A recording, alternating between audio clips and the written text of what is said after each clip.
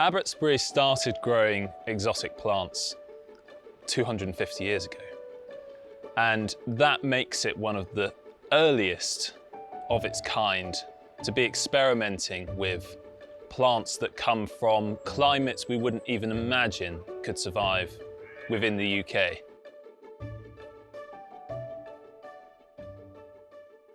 Hello and welcome to Abbotsbury Subtropical Gardens. We are a 30-acre subtropical and exotic garden positioned right on the Dorset Jurassic Coast.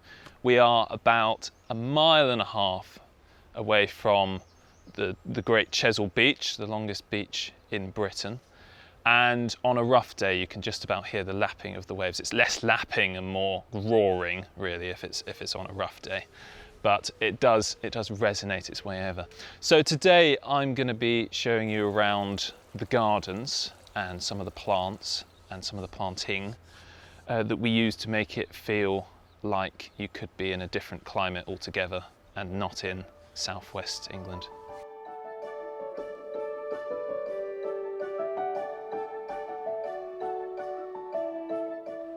We're here in the Victorian garden, and this, for about 250 years, was where my predecessors experimented with growing plants that might not have been trialled in the UK before, or growing them in different ways to how we do now. This was very much an experimental garden, and some of the plants that would have been brought here and trialled include some of the oldest Camellia japonicas planted outdoors, and we also have incredibly rare and exotic trees that came from places like Chile, like the Citronella mucronata that's just over in that end of the Vic garden. That's now a champion. That's been there since the late 1800s when it was planted by the 4th Earl of Ilchester. But also around us are more commonly seen plants like the bear's breeches or some of the rudbeckias or helianthus. And these are all used to make it feel exotic, but also we have a very good succession of flowers and ornamental interest right the way through the year. We're currently in the Jungle Ride, and this is an area that is purely dedicated to making it feel like we could be in a tropical rainforest of South America or Asia. So we're using great big palms, we've got towering trees above us that make it feel like we could be underneath a canopy in a rainforest. We've got bananas from the high altitude parts of China and Asia. Even on the ground level, even right at the bottom of the canopy, we've got libertias that come from Chile, which really, they look like a grass, essentially, until May, when they produce these wonderful towers and spikes of white flowers that illuminate the bottom of the woodland floor and really do bring it to life.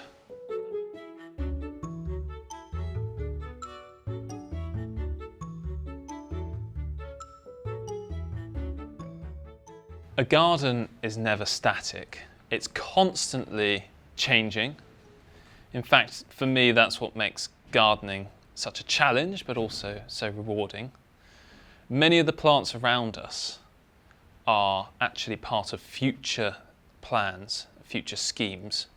We'll be using some of these next year in various different displays, and some of them might even be for 2 or 3 years in the future. Many of these plants we have to grow from seed collected from the garden, or even from cuttings from the collection. Some of our plants are completely unobtainable, so we have to propagate them that way to not only preserve the material, but also conserve some of these varieties. And then also to help spread them to other gardens, to help that variety get a foothold in horticulture.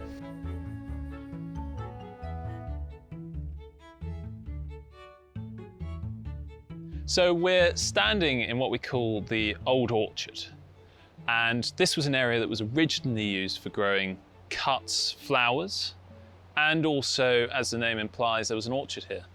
So it was very much utilitarian space. Later on, as the years went on, this border was put in, full of a wide range of mainly mophead hydrangeas. These are your hydrangea macrophylla types, meaning big leaves.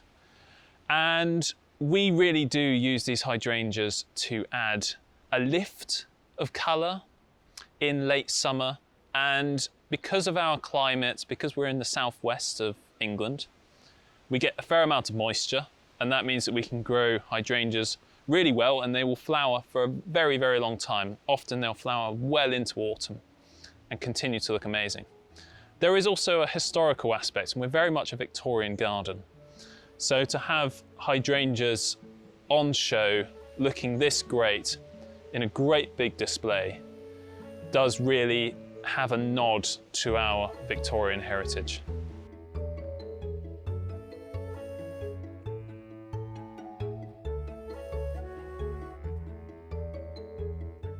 We've come up to the lily ponds.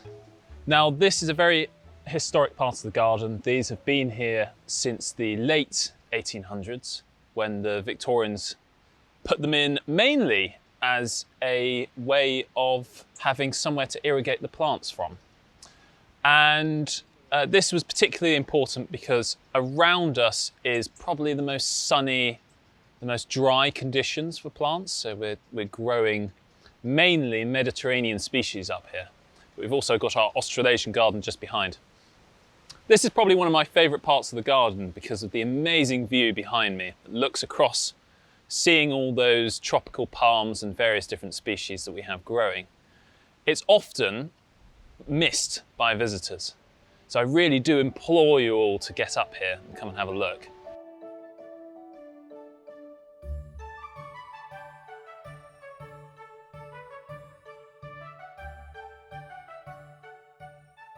This has been here for a long time, since the garden was extended in the late 1800s. And this is fed by a natural watercourse that comes off of the hills above us, what's known as the ridge. And that is a natural limestone formation. The Victorians channeled all the water off of those hills into one particular reservoir, and then has used that to go through the garden, taking the water down through a series of ponds and streams and rills until it gets all the way down into the Fleet and the Swannery at the bottom. So we've got plants here now, some of which like really high humidity, like the tree ferns, alongside our more commonly seen water lilies. Behind me is what was one of the tallest trees in the country. It was originally planted in the late 1800s, and it's a Cupressus macrocarpa, the Monterey cypress. It was absolutely huge until it fell over 10, 15 years ago. The tree, rather than being fully extracted, half of it was left in the water, and then it's been subsequently planted up with hardy bromeliads and exotic plants to make it look like a feature in its own right.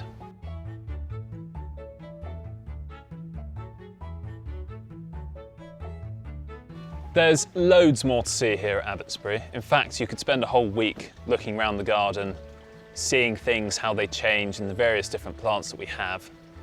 But also, it's worth coming back at different times of year and seeing the garden and how it progresses through spring and the autumn colour and everything it offers.